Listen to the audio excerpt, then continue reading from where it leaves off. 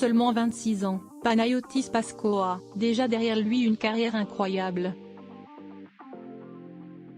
Pas encore majeur, il obtient sa chronique dans le petit journal puis quotidien, grâce à Yann Barthès, ce qui lui permet de percer et de se faire connaître du grand public. S'il s'est cherché pendant quelque temps, l'artiste chahuté par Thomas Soto en plein direct a choisi la carrière d'humoriste et il a bien fait.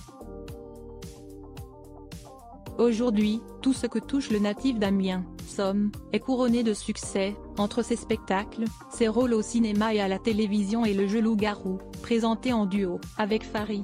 En juillet 2023, l'ex-chroniqueur de Quotidien a fait son coming out à travers son premier livre La prochaine fois que tu mordras la poussière, édition Stock, véritable succès en librairie.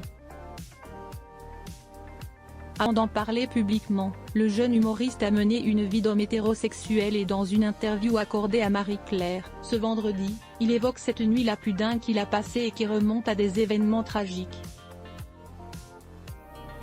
Le 13 novembre 2015, lance-t-il d'emblée. Une date dont tout le monde se souvient puisqu'elle est liée aux attentats qui ont eu lieu en France, notamment aux abords du Stade de France et dans la salle de spectacle du Bataclan. J'étais à un concert à Paris, avec une fille dont j'étais amoureux depuis assez longtemps. Elle m'a invité chez elle, mais elle était tellement triste, que je me suis imposé de la faire rire. J'y ai passé la nuit entière, de minuit à 6 heures du matin. Je n'ai jamais autant carburé de blagues, ajoute Panayotis Pasko, qui a récemment révélé être prêt à être père. Je me suis effondré dans le RER âgé seulement de 17 ans à l'époque. L'artiste qui assume son homosexualité et sa première expérience désastreuse, a tenu à rester jusqu'au bout de la nuit avec la jeune fille.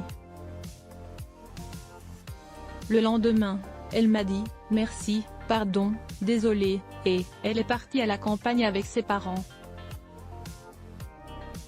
Moi, je suis rentré chez moi à Bondoufle, et je me suis effondré dans le RER.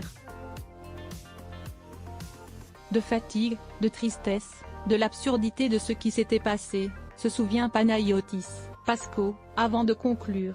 C'est une nuit qui m'a énormément marqué. À la fois horrible et magnifique. Une anecdote marquante pour le prodige prêt à devenir papa, qui se souviendra longtemps de ce qu'il a fait le soir des attentats du 13 novembre.